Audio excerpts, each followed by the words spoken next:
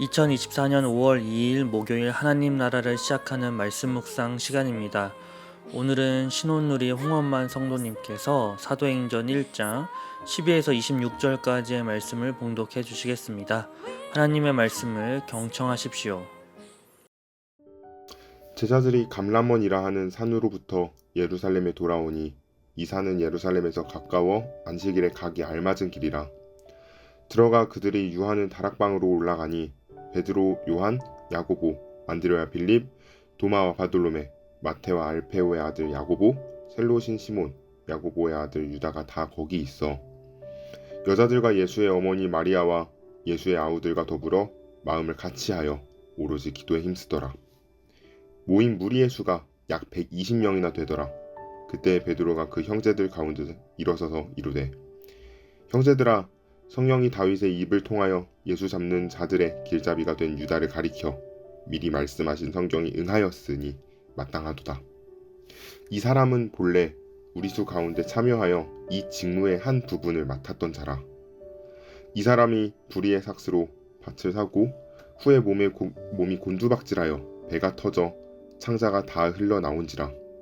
이 일이 예루살렘에 사는 모든 사람에게 알리어져 그들의 말로는 그 밭을 아겔다마라 하니 이는 피밭이라는 뜻이라.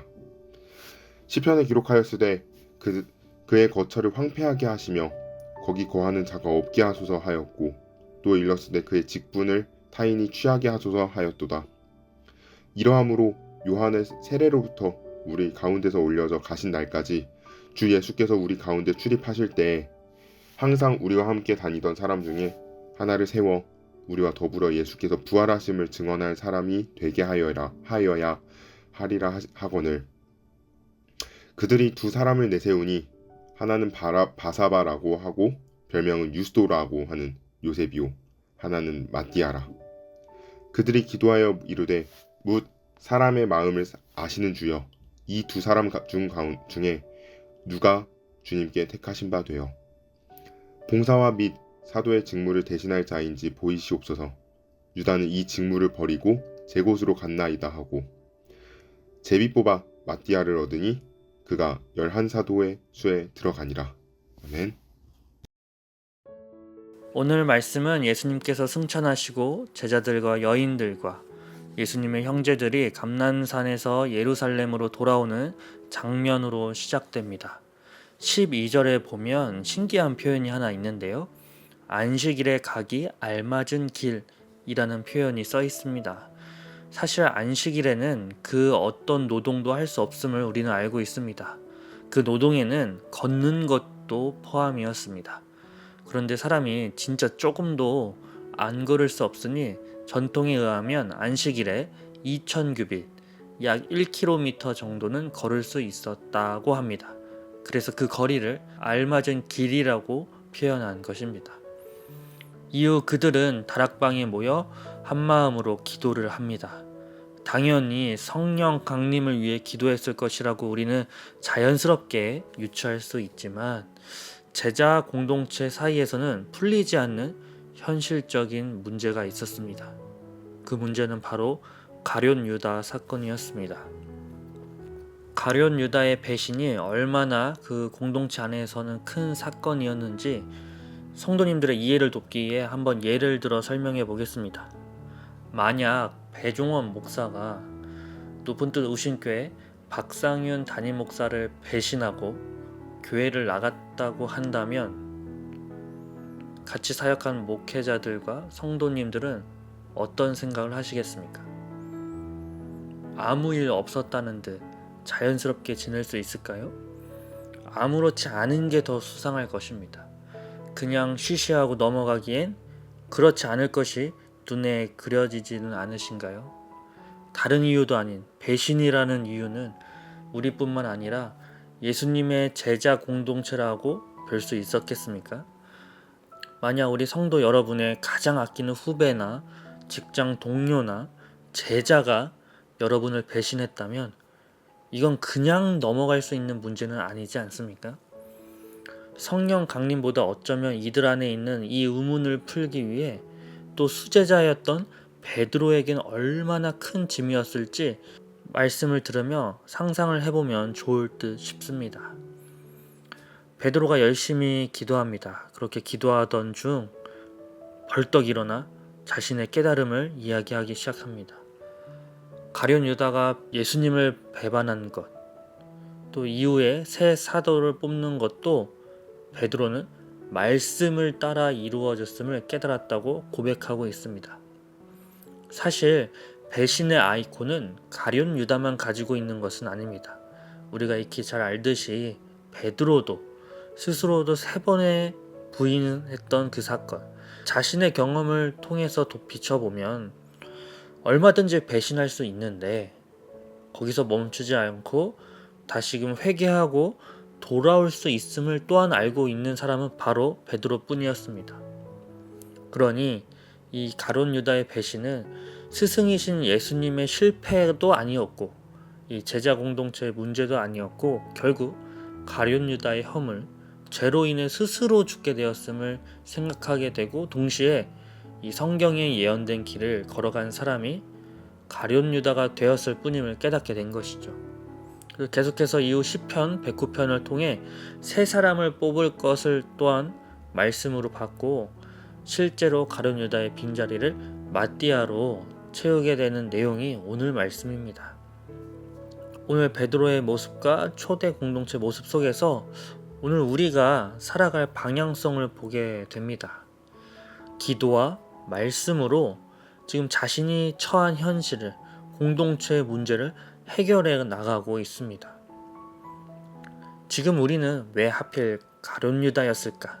이에 대한 의문을 품고 그의 대답을 더 원할지 모르지만 적어도 2000년 전 가장 이 문제를 어떻게 해석해야 할지, 어떻게 바라봐야 할지, 어떻게 풀어나가야 할지 제일 고민했던 베드로는 기도와 말씀으로 해결했다는 것이 오늘 말씀의 포인트라고 생각했습니다. 사랑하는 우신 성도님들, 여전히 우리의 삶은 문제투성이로 가득 차 있을 텐데 또 누군가는 선택의 기로에서 무엇을 선택할 것인지 고민으로 가득 차 있을 텐데 오늘 말씀을 통해 주신 베드로의 모습 속에서 도전을 받는 부분이 있지 않으신가요? 말씀을 기준으로 삼고 또 기도로 나아가는 초대교회의 모습을 통해 우리가 살아가야 할 방향을 깨닫게 됨을 믿습니다. 마띠아를 뽑은 제비뽑기 방법이 무조건 옳다는 것이 아니라 오늘 말씀에 나온 이 원리를 우리 삶 속에 적용하면 어떨까 싶습니다. 정말로 하나님의 말씀을 의지했던 또 하나님의 뜻을 구하기 위해 기도했던 초대교회의 모습 말입니다. 오늘 주신 말씀 기억하며 기도하겠습니다. 사랑의 하나님, 말씀의 약속에 근거한 삶을 살고 싶습니다. 또 기도를 통해 주님께 도움과 지혜를 구하는 삶을 살고 싶습니다. 이것이 오늘 우리에게 원하시는 모습일 텐데 우리가 기도하게 하시고 말씀을 통해 분별력을 허락하여 주시고 그로 인해 하나님께 영광을 돌리는 삶을 살기를 간절히 소망합니다. 우리 안에 하나님의 뜻대로 살고자 하는 마음이 있다면 혹여 선택에 실패가 있다 하더라도 실패가 아님을 믿습니다. 주님의 인도하심을 믿고 나아가는 우리 우신 성도님들 되도록 성령님 함께하여 주옵소서. 예수님의 이름으로 기도합니다. 아멘. 오늘은 말씀을 봉독해 주신 홍원만 성도님의 추천 찬양은 나의 슬픔을 이란 찬양입니다. 제가 사연을 먼저 읽어드리겠습니다. 나의 슬픔을 이란 찬양은 먼저 제 결혼식 행진곡이었습니다. 작년 그리고 올해 초 가장 많이 들었던 찬양 중 하나라 신청하게 되었습니다. 개인적으로 가장 힘들었던 시기가 2023년, 특히 1월에서 5월 사이였던 것 같아요. 2022년에는 큰 기대를 가지고 들어갔던 회사는 저와 방향이 맞지 않았고 심지어 재정난까지 겪어 다시 이직을 해야 하는 상황이 되었습니다. 그 과정에서 제가 너무나 좋아했을 뿐만 아니라 당연히 될 줄 알았던 기관의 최종 면접에서 합격하지 못한 적도 있었습니다.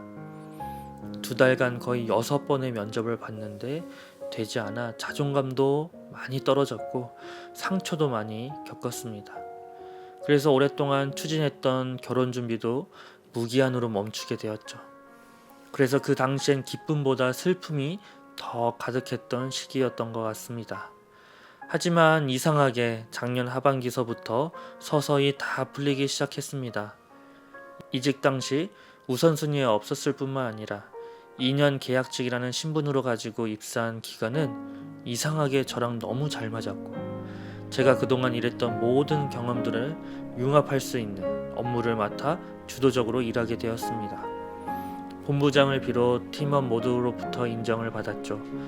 그 자신감을 기반으로 당시 여자친구와 결혼을 추진하여 12월에 최종 승낙이 되었고, 약 100일간의 준비 끝에 결혼을 할 수 있었습니다. 준비 과정에서도 단 한 번도 싸우지 않고 문제없이 순탄하게 진행되었던 것 같아요.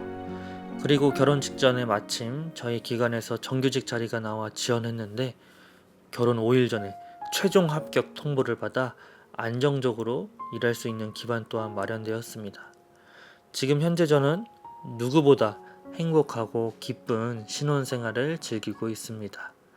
슬픔이 가득했던 시기도 있었지만 하나님께서는 결국 그것을 기쁨으로 승화시켜 주셨습니다.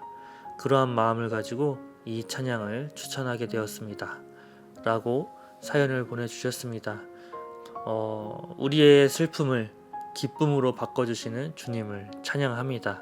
오늘 나의 슬픔을 찬양을 들으시며 우리에게 베푸신 은혜와 또 베푸실 은혜를 묵상하며 기뻐하는 하루가 되길 간절히 소망합니다. 찬양 들으시겠습니다. 나의 슬픔을 주가 기쁨으로 변화시키시네. 잠잠할 수 없네. 기뻐 춤추며 찬양해. 기뻐 춤추며 찬양해.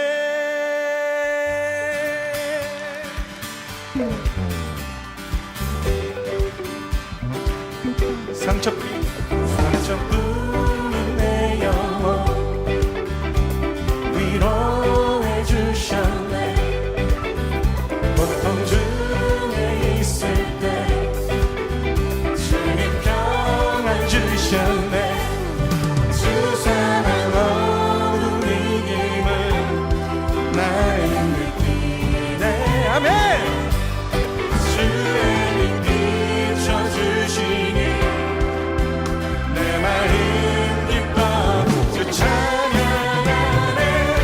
나의 슬픔을 주가 기쁨으로 변화시키시네. 잠잠할 수 없네.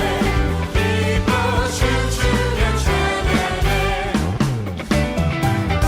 나의 슬픔을 주가 기쁨으로 변화시키시네. 잠잠할 수 없네. 기뻐 춤추며 찬양해. 우리의 기쁨의 노래가 되시는 주님 찬양합니다.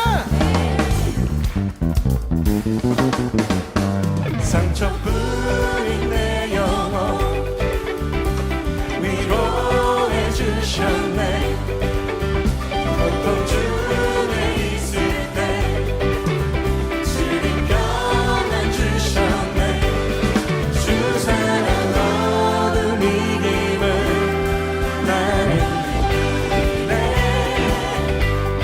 주의 빛 비춰주시니 내 마음 기뻐 주 찬양하네.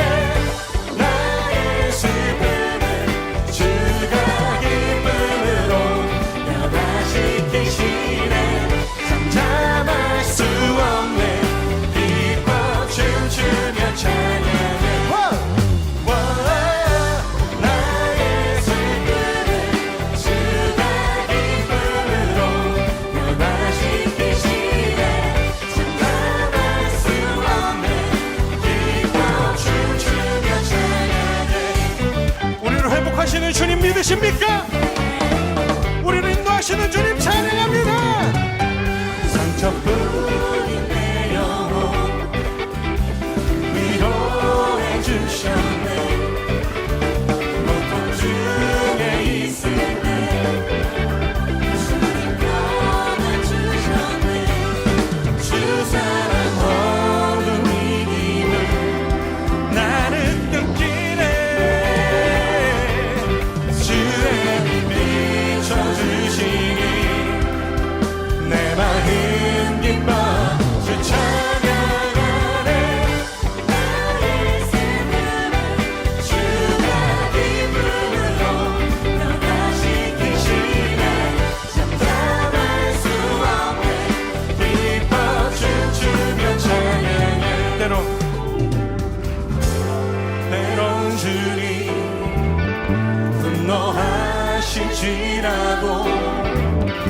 주의 은혜와 사랑 나의 평생에 내게 임하네.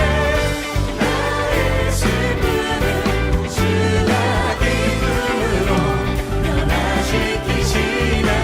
잠잠할 수 없네. 기뻐 춤추며 찬양. 다같이 나의 슬픔을 주가 기쁨으로 변화시키시네. 잠잠할 수 없네. 기뻐 춤추며 여러분들만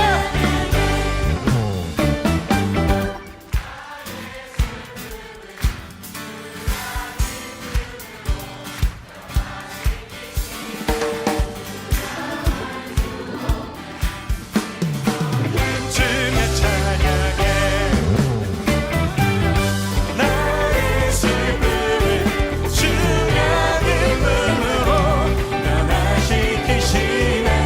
잠잠할 수 없네. 기뻐 춤추며 찬양. 기뻐 춤추며 찬양해. 기뻐 춤추며 찬양해.